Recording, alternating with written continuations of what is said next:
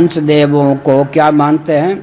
निर्गुण निराकार भूमि में एक, सगुण निराकार भूमि में एक, समष्टि सगुण साकार भूमि में भी एक हैं। लीला पूर्वक वे पंचदेवों के रूप में व्यक्त होते हैं। सदा भवानी दाहिनी सन्मुख रहे गणेश, पंचदेव रक्षा करें ब्रह्मा विष्णु महेश। कहाँ का है? आल्हा उदल मेरे पास ग्रंथ है, उसका मंगलाचरण है ये।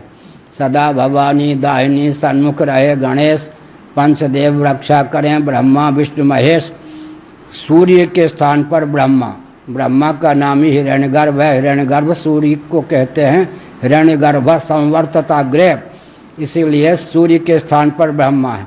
सदा भवानी दाहिनी सन्मुख रहे गणेश, भवानी देवी हो गई और कौन हो गए? हो गए गणेश। सदा भवानी दाहिनी सन्मुख रहे गणेश और पंचदेव रक्षा करें ब्रह्मा विष्णु महेश, ब्रह्मा विष्णु महेश हो गए, यही पंचदेव हैं। इसका अर्थ क्या है? एक एक देव के उपासक। वैष्णव का अर्थ क्या है? विष्णु भगवान के जो उपासक होते हैं उनको वैष्णव कहते हैं। पंचदेवोपासक का अर्थ क्या है? पांचों देवों का तात्विक मौलिक स्वरूप उसी प्रकार एक है जिस प्रकार पांचों उंगलियों का मौलिक स्वरूप हथेली एक है। एक के ही पक्षधर न होकर पांचों में आस्था रखते हुए कुल परंपरा के अनुसार, दीक्षा के अनुसार किसी एक देव की आराधना करने वाले पंचदेवोपासक कहे जाते हैं। या पांचों देवताओं की उपासना करके भी जिनकी निष्ठा विचलित नहीं होती कि तत्वतः पांचों एक ही हैं, लेकिन ये जो पांच उंगलियों की हमने चर्चा की, ये कैसी? हमारी उंगली की तरह नहीं, कछुए की उंगली की तरह।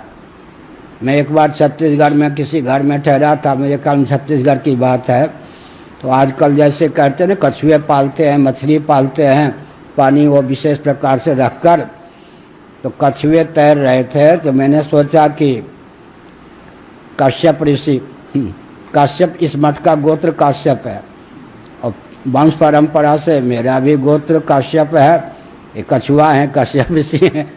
तो मैंने उनसे शिक्षा लेने के लिए देखा, तो बहुत बड़ी शिक्षा मिली। कछुए जो तैरते हैं उनकी उंगलियां ऐसी होती,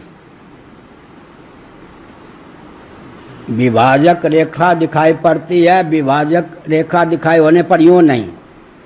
क्या ये बहुत बढ़िया उदाहरण मिल गया नहीं? पांच उंगलियां अलग अलग ऐसे नहीं हैं, पांच उंगलियां तो हैं, विभाजक रेखा के कारण ही पांच उंगलियों को कह सकते कनिष्ठिका इत्यादि।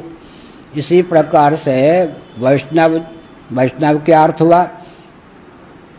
पंचदेवों का मौलिक स्वरूप कौन? ईश्वर सर्वभूतानां हृदय से तिष्ठति, सच्चिदानंद स्वरूप परमात्मा ही कार्य भूमि में पंचभूतों की दृष्टि से किसी के शरीर की स्थिति पृथ्वी प्रदान होती है, किसी में क्या शरीर जल प्रदान होता है, किसी का शरीर तेजः प्रदान होता है, किसी का शरीर वायु प्रदान होता है, किसी का शरीर आकाश प्रदान होता है। पंचभूत हैं, पांच ज्ञानेंद्रियां हैं, पांच कर्मेंद्रियां हैं, मन बुद्धि चित्त अहंकार अंतःकरण, पांच प्राण हैं, सब जगह पांच पांच है या नहीं? इस दृष्टि से पंच देवों की उद्भावना की गई है। एक ही देव पांच रूपों में अभिव्यक्त हैं। इस तथ्य को समझते हुए फिर किसी परंपरा प्राप्त कुल देवी कुल देवता की दृष्टि से, पूर्व जन्म की उपासना की दृष्टि से किसी एक का आलम्बन लेते हैं, उनको कहते स्मार्त, और परंपरा से विष्णु भगवान की उपासना करते हैं। उपासना की प्रक्रिया क्या है? एक देव को इष्ट मानिए, शेष चार देवों को इष्ट का परिकर मानिए या अपने इष्ट की अभिव्यक्ति मानिए। ऐसी जिनकी धारणा है वो हो गए स्मार्त। वैष्णव कौन हो गए? एक देवता का इतना पक्ष ले लिया कि पांच देवों को गौण कहने लग गए, वो नहीं, केवल विष्णु भगवान की ही आराधना की। शेष चारों देवताओं से विष्णु भगवान के एकत्व का भी बोध नहीं हुआ है, तब तक वो वैष्णव कहे जाते हैं। लेकिन विष्णु भगवान का आलंबन लेते हुए शेष चार देवों को अपने तुलसीदास जी के अनुसार मांगत तुलसीदास, बस एक मिनट और बोलो, मांगत तुलसीदास कर जोरे बसई राम से मानस बोरे। बहुत ऊंची बात है। भगवान राम के भक्त थे यानी तुलसीदास जी। विनय पत्रिका का प्रारंभ कहाँ से किया? गाइए गणपति जगवंदन, रामचरितमानस, वर्णानाम अर्थसंघानाम, गणपति या सरस्वती की वंदना से। ये स्मार्ट हो गए ना। वैष्णव होते हुए भी उन्होंने जो परंपरा से मंगलाचरण में गणेश जी को लिया, सरस्वती जी को लिया, गाइए गणपति, लेकिन आगे क्या कहा? मांगत तुलसीदास कर जोरे बसई राम से मानस मोरे। उपलक्षण है। शेष जो चार देव हैं उनकी आराधना इसलिए करते हैं कि मेरे इष्ट में उनकी कृपा से मेरी प्रीति प्रवृत्ति हो। ये स्मार्त हो गए।